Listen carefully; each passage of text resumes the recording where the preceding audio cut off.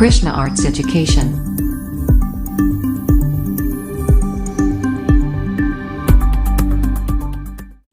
Hello friends, welcome है आप सभी का आपके इस कृष्णा आर्ट्स एजुकेशन चैनल में, जो बोर्ड एग्ज़ाम की तैयारी करवाने के लिए नंबर 1 यूट्यूब चैनल है। इसलिए इस चैनल को आपने अभी तक सब्सक्राइब नहीं किया तो इस चैनल को सब्सक्राइब कर दें और साइड के बेल नोटिफिकेशन को प्रेस कर दें, ताकि हमारी वीडियो का लेटेस्ट नोटिफिकेशन आप तक सबसे पहले पहुँच सके। और अगर आप हमारे इस यूट्यूब चैनल पर नए हैं तो आप टेलीग्राम चैनल में भी ज्वाइन हो जाएँ। टेलीग्राम चैनल का लिंक डिस्क्रिप्शन में दिया हुआ है, क्योंकि इस चैनल का जो भी स्टडी मटेरियल आपको प्रोवाइड किया जाएगा वो टेलीग्राम चैनल के माध्यम से ही किया जाएगा। स्टडी मटेरियल में आपको सभी सब्जेक्ट्स का चैप्टर बाय चैप्टर ऑब्जेक्टिव और सब्जेक्टिव क्वेश्चंस का पीडीएफ दिया जाएगा, इसलिए आप टेलीग्राम चैनल को अवश्य ज्वाइन कर लें।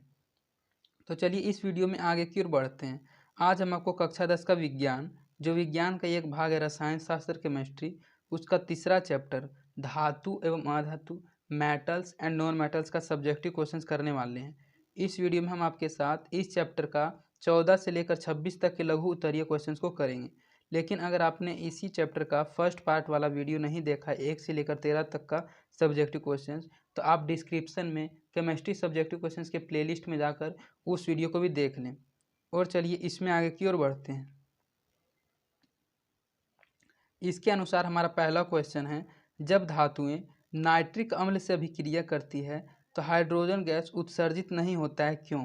तो आप शुरुआत से ही पढ़ते हुए आ रहे हैं कि जब कोई भी धातु अम्ल से अभिक्रिया करती है तो अम्ल से अभिक्रिया करने के पश्चात वह हाइड्रोजन गैस मुक्त करती है, अर्थात उत्सर्जित करती है। लेकिन नाइट्रिक अम्ल एक ऐसा अम्ल है, उससे अगर कोई धातु अभिक्रिया करती है तो वह हाइड्रोजन गैस उत्सर्जित नहीं करती है। तो उस गैस उत्सर्जित नहीं होने का कारण क्या है? तो इसका कारण है क्योंकि HNO3 नाइट्रिक अम्ल का ही अनुसूत्र है, क्योंकि नाइट्रिक अम्ल एक प्रबल ऑक्सीकारक है जो उत्पन्न हाइड्रोजन को ऑक्सीकृत करके जल में परिवर्तित कर देता है, एवं स्वयं नाइट्रोजन के किसी ऑक्साइड, नाइट्रोजन का ऑक्साइड दिया गया है N2O NO में अपचयित हो जाता है। लेकिन Mn ही एक ऐसा धातु है जो अति तनु HNO3 के साथ अभिक्रिया कर H2 गैस उत्पन्न करता है। इसमें सीधा सीधी बात में ये समझाया गया है कि जो नाइट्रिक अम्ल होता है वह एक प्रबल ऑक्सीकारक होता है और उसमें भी हाइड्रोजन गैस उत्पन्न होता है, लेकिन वह उस उत्पन्न हाइड्रोजन को ऑक्सीकृत करके जल में परिवर्तित कर देता है और स्वयं नाइट्रोजन के किसी ऑक्साइड में अपचयित हो जाता है। लेकिन सिर्फ एक ही ऐसा धातु है जिस धातु का नाम है Mn, वही अति तनु HNO3 के साथ अभिक्रिया करने पर H2 गैस उत्पन्न करता है। और इसके अलावा Mn के अलावा अगर कोई भी धातु नाइट्रिक अम्ल से अभिक्रिया करेगा तो वह हाइड्रोजन गैस उत्सर्जित नहीं ही करेगा। तो यही इसका कारण है। एनोड पंख क्या है? उदाहरण के साथ समझाएं। एनोड पंख क्या होता है और इसका क्या क्या उदाहरण है, उदाहरण के साथ इस बात को समझाना पड़ेगा। तो विद्युत शोधन में जब विद्युत धारा प्रवाहित की जाती है तब एनोड पर स्थित अशुद्ध धातु केटायन के रूप में घोल में जाने लगती है। उतनी ही मात्रा में शुद्ध धातु कैथोड पर जमा होती है। घुलनशील अशुद्धियाँ घोल में चली जाती हैं और अघुलनशील अशुद्धियाँ एनोड के नीचे जमा हो जाती है। इन्हें एनोड पंख कहते हैं। एनोड पंख एक ऐसा क्रियाकलाप होता है, एक ऐसा प्रक्रिया होता है कि जब विद्युत शोधन में जब विद्युत धारा प्रवाहित की जाती है तब एनोड पर स्थित अशुद्ध केटायन अशुद्ध जो धातु होता है वह केटायन के रूप में घोल में घुलने लगती है और उतनी ही मात्रा में शुद्ध धातु कैथोड पर जमा होने लगती है। और जो घुलनशील अशुद्धियाँ होती हैं वह घोल में चली जाती हैं और अघुलनशील अशुद्धियाँ एनोड के नीचे जमा हो जाती है। और इसी अघुलनशील अशुद्धियाँ जो एनोड के नीचे जमा होती है इन्हें ही एनोड पंख कहते हैं। और उदाहरण के साथ आपको यही समझाएगा कि यह प्रक्रिया विद्युत शोधन में होता है। इसके बाद आपका एक बहुत ही इंपॉर्टेंट क्वेश्चन है जो 5 नंबर का एग्जाम में पूछा जा सकता है कि निम्न पदों की परिभाषा दें। पहला पद है खनिज किसे कहते हैं, दूसरा अयस्क क्या है, तीसरा गैंग क्या है, चौथा निस्तापन क्या है और पांचवा भर्जन। इन पांचों का डेफिनेशन एग्जाम में अलग अलग भी पूछा जा रहा है, तो आप समझें तो इस एक ही क्वेश्चन में 5 क्वेश्चन का आप आंसर को जान जाइएगा। तो सबसे पहला था कि खनिज क्या है एवं खनिज क्या होता है। तो खनिज जो होता है वह भूपर्पट्टी में प्राकृतिक रूप से पाए जाने वाले तत्वों या यौगिकों को खनिज कहते हैं। खनिज भूपर्पट्टी में प्राकृतिक रूप से पाए जाने वाले तत्वों या यौगिकों को खनिज कहते हैं। ये प्राय खानों से निकाले जाते हैं, अर्थात ये खनन के द्वारा निकाले जाते हैं। ये प्राय खानों से निकाले जाते हैं, इन्हें खनिज कहा जाता है। इसके बाद था आपका अयस्क। अयस्क वैसे खनिज होते हैं जिनसे धातु का व्यावसायिक उत्पादन होता है अयस्क कहलाते हैं। जब अयस्क उसे कहा जाता है, ये अयस्क करके डैश दिया गया है, वैसे खनिज जिनसे धातु का व्यावसायिक उत्पादन होता है अयस्क कहलाते हैं। अयस्कों में धातु प्रचुर मात्रा में उपस्थित होते हैं, इससे धातु का उत्पादन सरलता से कम खर्च में होता है।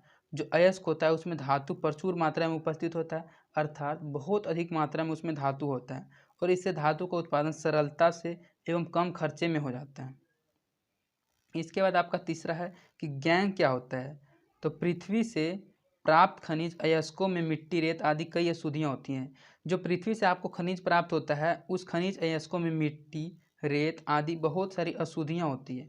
धातुओं के निष्कर्षण से पहले अयस्क से अशुद्धियों को हटाना आवश्यक होता है। ये अशुद्धियाँ ही गैंग कहलाते हैं। जो खनिज अयस्क के साथ कुछ अन्य अशुद्धियाँ आ जाती है और इन अशुद्धियों को जो हटाया जाता है उसको हटाने वाले अशुद्धियों को ही गैंग कहा जाता है। अयस्कों को गैंग से हटाने के लिए जिन प्रक्रियाओं का उपयोग होते हैं वे अयस्क एवं गैंग के भौतिक अथवा रासायनिक गुणधर्मों पर आधारित होते हैं। इनके पृथक्करण के लिए विभिन्न तकनीकों का उपयोग किया जाता है। तो गैंग में आपने सिर्फ इतना जाना कि जब अयस्क खनिज के साथ जो अन्य अशुद्धि उसके साथ आ जाती है, जिस प्रकार मिट्टी उदाहरण में आपको बताया गया था, और जब उस अशुद्धि को हटाया जाता है तो उसी को गैंग कहा जाता है। इसके बाद है निस्तापन। तो अयस्क को उसके द्रवणांक से कम तापक्रम पर तीव्रता से गर्म करने की क्रिया, जिससे उड़नशील अशुद्धियाँ बाहर निकल जाती है और ऑक्सीलवन ऑक्साइड में परिणत हो जाता है, निस्तापन कहलाता है। निस्तापन में यह है कि जब आप किसी अयस्क को उसके द्रवणांक से कम तापक्रम पर तीव्रता से गर्म करते हैं तो जब उसको गर्म किया जाता है तो उसमें जो उड़नशील अशुद्धियाँ होती है, जो अशुद्ध चीज़ होती है वह बाहर निकल जाती है और ऑक्सीकरण ऑक्साइड में परिणत हो जाता है। तो इसे ही निस्तापन कहा जाता है। निस्तापन के जैसा ही भर्जन भी है कि अयस्क को वायु की अनियंत्रित आपूर्ति में इसके द्रव्यमान से कम तापमान तीव्रता से गर्म करने की क्रिया भर्जन कहलाती है। और इसमें भी जो अशुद्धियाँ होती है वह ऑक्सीकृत बाहर होकर निकल जाती है, लेकिन जो निस्तापन होता है उसमें उड़ के अर्थात उड़नशील अशुद्धियाँ बाहर निकल जाती है। तो इस प्रकार आपने भर्जन किसे कहते हैं, निस्तापन क्या है, गैंग किसे कहते हैं एवं खनिज किसे कहते हैं और अयस्क किसे कहते हैं, आपने इस एक ही क्वेश्चन में 5 क्वेश्चंस के आंसर्स को समझ लिया है। और इन पांचों क्वेश्चंस को एक क्वेश्चन में पूछा जा सकता है जो आपका 5 नंबर में एग्जाम में आएगा। तो इसके बाद आपका नेक्स्ट क्वेश्चन है, आघात वर्ध्यता से आप क्या समझते हैं। तो आपने फर्स्ट पार्ट वाला वीडियो अगर देखा होगा तो आपको पता होगा कि आघात वर्ध्यता क्या होता है। यह धातु का वैसा गुण होता है जिससे पता चलता है कि धातु को पीट कर कितना लंबा चादर बनाया जा सकता है। तो इसका आंसर देखते हैं, कुछ धातुओं को पीट कर चादर बनाए जाते हैं, इस गुणधर्म को आघात वर्ध्यता कहते हैं। जो आघात वर्ध्य होता है वह होता है कि कुछ धातुओं को अगर आप पीट कर चादर बना सकते हैं तो इस गुणधर्म को ही धातु का आघात वर्ध्यता गुण कहते हैं। इसी गुण के कारण एल्यूमिनियम के चादर, लोहे के चादर आदि बनाए जाते हैं। धातु में ये गुण पाया जाता है और इसी गुण के कारण ही एल्यूमिनियम के चादर, लोहे के चादर आदि बनाए जाते हैं। पोटेशियम तथा सोडियम धातुओं को किरोसिन तेल में डुबाकर क्यों रखा जाता है। पोटेशियम तथा सोडियम एक धातु होता है और इन धातु को मिट्टी के तेल में अर्थात किरोसिन के तेल में डुबाकर रखा जाता है। तो इसको किरोसिन में तेल के डुबाकर रखने का क्या कारण है। तो सोडियम तथा पोटेशियम तीव्र अभिक्रियाशील वाली तत्व है। यह वायुमंडलीय ताप पर ही जल उठता है, अतः इसे खुले वायु में रखने से दुर्घटना की संभावना होती है। यही कारण है कि इसे किरोसिन तेल में डुबाकर रखा जाता है, जिससे इसकी अभिक्रियाशीलता बिल्कुल कम हो जाती है और वही वायुमंडलीय ताप से अप्रभावित रहता है। तो आपने इसमें जाना कि जो सोडियम और पोटेशियम होता है वह बहुत तीव्र अभिक्रियाशील वाली तत्व होती है और अधिक अभिक्रियाशील तत्व वाली तत्व होने के कारण यह वायुमंडलीय ताप पर जलने लगता है और अगर आप इसको खुले में रखते हैं तो यह जलकर अर्थात इससे आग लगकर किसी प्रकार कोई दुर्घटना होने की संभावना रहती है। यही कारण है कि इसको पोटेशियम तथा सोडियम को किरोसिन के तेल में डुबा कर रखा जाता है, क्योंकि जब इसको किरोसिन के तेल में डुबा कर रखा जाता है तो इसकी अभिक्रियाशीलता जो होती है वह बिल्कुल कम हो जाती है और यह वायुमंडलीय ताप से अप्रभावित रहता है, उससे प्रभावित नहीं होता है और यह सुरक्षित रहता है। इसके बाद आपका नेक्स्ट क्वेश्चन है, आयनिक यौगिकों के गलनांक उच्च क्यों होते हैं। जो आयनिक यौगिक होते हैं उसका जो गलने का ताप होता है वह उच्च क्यों होता है, उसका गलनांक उच्च क्यों होता है। तो आयनिक यौगिक ठोस अवस्था में पाए जाते हैं। जो भी आयनिक यौगिक होता है वह ठोस अवस्था में पाया जाता है। इनमें अंतर आणविक आकर्षण बल काफ़ी मजबूत होते हैं, अतः अंतर आणविक आकर्षण तोड़ने के लिए अधिक ऊर्जा की आवश्यकता होती है। यही कारण है कि आयनिक यौगिकों की गलनांक काफ़ी उच्च होते हैं। सबसे पहले तो जो आयनिक यौगिक होता है वह ठोस अवस्था में पाया जाता है और इसके अंदर का जो आणविक आकर्षण बल होता है वह काफ़ी मजबूत होता है। इसीलिए इसका जो आणविक होता है अंतराण्विक आकर्षण, उसको तोड़ने के लिए अधिक ऊर्जा की आवश्यकता होती है। यही कारण है कि आयनिक यौगिकों को गलनांक जो होता है वह उच्च होता है और काफ़ी उच्च होते हैं। द्विधर्मी ऑक्साइड क्या है, उदाहरण दें। सबसे पहले द्विधर्मी ऑक्साइड क्या है और इसका उदाहरण भी दें। वैसे ऑक्साइड जो द्विधर्मी अथवा उभयधर्मी ऑक्साइड कहे जाते हैं, जिनमें अम्लीय और क्षारीय दोनों गुण मौजूद होते हैं। द्विधर्मी ऑक्साइड उसे कहा जाता है, सबसे पहले आप क्वेश्चन से ही समझ सकते हैं, द्विधर्मी अर्थात दो धर्मों का पालन करने वाला। तो वैसा ऑक्साइड द्विधर्मी या उभयधर्मी होता है जिनमें अम्लीय और क्षारीय दोनों गुण पाया जाता है। जैसे एल्यूमिनियम ऑक्साइड, जो एल्यूमिनियम ऑक्साइड होता है उसमें दोनों गुण होते हैं, क्षारीय गुण भी और अम्लीय गुण भी। ये अम्लों और क्षारों से अभिक्रिया कर भिन्न भिन्न यौगिकों का निर्माण करते हैं। जैसे कि इसका उदाहरण है Al2O3 + 6HCl बनाता है 2AlCl3 + 3H2O। Al2O3 + 2NOAH से जब अभिक्रिया करता है, HCl अम्ल है और NOAH क्षार है। तो जब यह क्षार अम्ल के साथ अभिक्रिया करता है तो देखिए आपको यह दिखाया गया है, और जब यह क्षार के साथ अभिक्रिया करता है Al2O3 + 2NaOH तो 2NaAl2O3 + H2O का निर्माण करता है। तो यही द्विधर्मी ऑक्साइड था और इसके उदाहरण के रूप में आपको ये बताया गया कि इसका उदाहरण जो है वह एल्यूमिनियम ऑक्साइड है। कैरेट सोना का क्या अर्थ है? यह तो एक बहुत इंपॉर्टेंट क्वेश्चन है जो आप अपने एवरीडे लाइफ में भी देखते होंगे।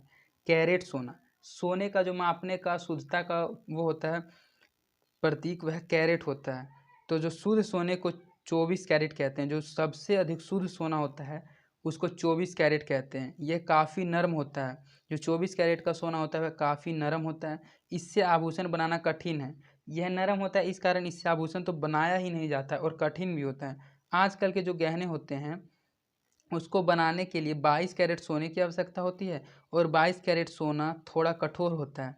इसमें 22 भाग शुद्ध सोना होता है और 2 भाग तांबा या चांदी मिला दिया जाता है। इसीलिए आपसे यह भी पूछा जा सकता है कि शुद्ध सोना कितने कैरेट का होता है, तो 24 कैरेट का होता है। और आभूषण में कितने कैरेट के सोने को उपयोग किया जाता है, तो 22 कैरेट को। जो 22 कैरेट का सोना होता है वह थोड़ा कठोर हो जाता है और इसमें 22 भाग शुद्ध सोना मिला दिया जाता है और 2 भाग तांबा या चांदी मिलाकर आभूषण का निर्माण कर दिया जाता है। तो यही था कैरेट सोना का क्या अर्थ है। जो सोने का शुद्धता होता है उसी को कैरेट में मापा जाता है। तो जो शुद्ध सोना होता है वह 24 कैरेट का होता है। चांदी, सोना एवं प्लेटिनम का उपयोग आभूषण बनाने में किया जाता है, क्यों? जो चांदी होता है, सोना होता है और प्लेटिनम, इन तीनों का उपयोग आभूषण बनाने में क्यों किया जाता है, इसका क्या कारण है? तो सोना एक कोमल सुनहले रंग की कीमती धातु है। जो सोना होता है वह बहुत ही कोमल धातु होता है। इससे पहले वाले आपने क्वेश्चन में पढ़ा कि जो 24 कैरेट का सोना होता है वह बहुत ही नरम और कोमल होता है। तो यही कारण है कि सोना एक कोमल सुनहले रंग का एक कीमती धातु है। इसका मुख्य उपयोग आभूषण बनाने में होता है। सोने की शुद्धता को कैरेट में मापते हैं। हमने आपको बताया कि जो सोने की शुद्धता होते हैं उसको कैरेट में मापा जाता है। शुद्ध सोना 24 कैरेट का होता है। आभूषण बनाते समय शुद्ध सोने में कम कीमती धातु तांबा या चांदी थोड़ा मिला दिया जाता है, जिससे वह कुछ कठोर बन जाता है। सोने के बने आभूषण 22 कैरेट के होते हैं। इसका यह अर्थ हुआ कि इन आभूषणों में 22 भाग सोना तथा 2 भाग चांदी की मिलावट होती है। 24 कैरेट सोना को 18 कैरेट सोना में बदलने के लिए 18 भाग सोना में 6 भाग तांबा या चांदी मिश्रित कर देते हैं। इस प्रकार चांदी तथा प्लेटिनम का उपयोग किया जाता है। तो ये जो है क्वेश्चन था यह बिल्कुल पिछले क्वेश्चन से रिलेटेड था, लेकिन सिर्फ इसमें इतना पूछा गया है कि जो चांदी, सोना और प्लेटिनम का उपयोग आभूषण बनाने में क्या किया जाता है। तो सबसे मुख्य तो सोना होता है और सोना में ही जो उसको कठोर बनाने के लिए अन्य 6%, 6 भाग या आपने 2 भाग देखा, उसी के रूप में प्लेटिनम और चांदी को मिलाकर उससे आभूषण बनाया जाता है। तो आपने पढ़ा कि जो सोना होता है वह शुद्ध सोना 24 कैरेट का होता है और जो आभूषण बनाने में इसका उपयोग होता है 22 कैरेट और 18 कैरेट। तो जो बाकी 2 कैरेट और 6 कैरेट होता है वह 2 भाग और 6 भाग चांदी एवं प्लेटिनम का मिश्रण होता है। इसके बाद आपका नेक्स्ट क्वेश्चन है ध्वनिक। ध्वनिक सोनोरस किसे कहते हैं? जो ध्वनिक होता है उस सोनोरस को क्या कहते हैं? जब धातुएं किसी कठोर सतह से टकराती है तो उनसे एक विशेष प्रकार की ध्वनि उत्पन्न होती है, इसे धातुई ध्वनि कहते हैं। जब कोई भी धातु किसी कठोर सतह से टकराती है तो उनसे एक विशेष प्रकार की ध्वनि उत्पन्न होती है, अर्थात एक आवाज़ निकलती है, और इसे ही धातुई ध्वनि कहते हैं, धातुई आवाज़ कहते हैं। इस प्रकार की धातुएं ध्वनिक कहलाती हैं। स्कूल की घंटी से निकलने वाली ध्वनि इसका उदाहरण है। जिस प्रकार अगर आप स्कूल जाते होंगे तो स्कूल में घंटी बजता है, तो उस घंटी को ध्वनिक सोनोरस कहा जा सकता है। यही इसका एक उदाहरण है कि जब कोई भी धातु किसी कठोर सतह से टकराती है तो उनसे एक विशेष प्रकार की ध्वनि उत्पन्न होती है, इसे धातुई ध्वनि अर्थात ध्वनिक सोनोरस कहते हैं। एक्वारेजिया से आप क्या समझते हैं, इसके क्या उपयोग हैं? जो एक्वारेजिया है इससे आप क्या समझते हैं और एक्वारेजिया के हमारे जीवन में क्या उपयोग है? एक्वारेजिया 3:3 के सांद्र में हाइड्रोक्लोरिक अम्ल एवं सांद्र नाइट्रिक अम्ल का ताज़ा मिश्रण होता है। यह गोल्ड को गला सकता है। जो एक्वारेजिया होता है वह गोल्ड को अर्थात सोना को भी गला सकता है, जबकि दोनों अम्लों में से प्रत्येक की यह क्षमता नहीं है। एक्वारेजिया भभकता द्रव होने के साथ प्रबल संक्षारक है। जो एक्वारेजिया होता है वह भभकता हुआ द्रव होता है और उसके साथ साथ वह एक प्रबल संक्षारक है। यह उन अभिकर्मों में से एक है जो गोल्ड तथा प्लेटिनम को भी आसानी से गला सकता है। इसमें बताया गया कि एक्वारेजिया है वह उन अभिकर्मों में से भी एक है जो सोना तथा प्लेटिनम को भी आसानी से गला सकता है। तो यही था एक्वारेजिया कि एक्वारेजिया जो है वह हाइड्रोक्लोरिक अम्ल एवं शांत नाइट्रिक अम्ल का ताज़ा मिश्रण होता है, और इसका जो आपने उपयोग पढ़ा, इसका उपयोग था कि इसका उपयोग गोल्ड एवं प्लेटिनम को गलाने में किया जाता है। थर्मिट अभिक्रिया क्या है? थर्मिट अभिक्रिया क्या है? आयरन तृतीय ऑक्साइड होना चाहिए, थोड़ा मिस्टेक है टाइपिंग में। आयरन ऑक्साइड Fe2O3 के साथ एल्यूमिनियम की अभिक्रिया काफ़ी तीव्र होती है और काफ़ी ऊष्मा निकलता है। इसका उपयोग रेल की पटरियों को जोड़ने में होता है। इस अभिक्रिया को थर्मिट अभिक्रिया कहते हैं। थर्मिट अभिक्रिया में आपने पढ़ा कि वैसा अभिक्रिया जिसमें आयरन ऑक्साइड Fe2O3 के साथ एल्यूमिनियम की अभिक्रिया काफ़ी तीव्र होती है और काफ़ी ऊष्मा निकलता है, और इससे जो निर्माण किया जाता है थर्मिट अभिक्रिया का सबसे अधिक उपयोग रेल की पटरियों को जोड़ने में होता है, और इस अभिक्रिया को थर्मिट अभिक्रिया कहते हैं। इसके बाद आपका इस वीडियो का लास्ट क्वेश्चन है, अयस्कों के समृद्धिकरण से क्या तात्पर्य है? जो अयस्कों का समृद्धिकरण है उससे आपका क्या तात्पर्य है? तो पृथ्वी से निकलने वाले अयस्कों में मिट्टी, रेत आदि जैसे कई अशुद्धियाँ हटाना अयस्कों का समृद्धिकरण कहा जाता है। यह क्वेश्चन का आंसर थोड़ा थोड़ा गैंग से रिलेटेड है। इससे पहले आपने एक क्वेश्चन में पढ़ा गैंग का परिभाषा दें, उससे ही रिलेटेड यह क्वेश्चन है कि अयस्कों के समृद्धिकरण से क्या तात्पर्य है। तो जब पृथ्वी से निकलने वाला अयस्क होता है उस अयस्क में मिट्टी, रेत आदि जैसे कई अशुद्धियाँ होती है, तो उन अशुद्धियों को हटाने का अयस्कों का समृद्धिकरण कहा जाता है। तो इस प्रकार आपका इस वीडियो में इस चैप्टर का 26 तक के सब्जेक्टिव क्वेश्चंस को कवर कर दिया गया है। इसके बाद आपका इस चैप्टर का एक पार्ट वाला सब्जेक्टिव क्वेश्चंस का वीडियो और आएगा। और अगर आपको हमारी वीडियोस पसंद आती है तो आप अपने दोस्तों के बीच भी इन वीडियोस को ज़रूर शेयर करें, और आप हमारे वीडियोस को लाइक भी ज़रूर करें। इससे हमारा मोटिवेशन बना हुआ रहता है। और अगर आपको हम तक कोई बात पहुंचानी होती है तो आप कमेंट के माध्यम से हम तक अपने बात को पहुंचा सकते हैं। तो आज के लिए इतना ही, धन्यवाद।